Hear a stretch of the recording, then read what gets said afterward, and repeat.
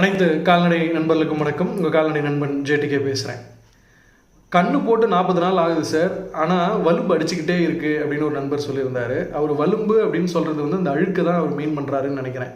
ஏன்னா கண்ணு போட்ட பிறகு 40 நாள் கழிச்சும் அது வந்துகிட்டே இருக்குன்னா அந்த சீக்கடிக்குன்னா அழுக்கு வலும்பு. அப்படி இல்லைன்னா நாம் ஏற்கனவே சொன்ன மாதிரி அந்த கர்ப்பப்பை சுருங்க ஆரம்பிக்கும் போது உள்ளே இருக்கிற கூட அந்த கசடுகள், சீக்கு, அந்த அழுக்கு அதெல்லாம் வெளியில் வரும்.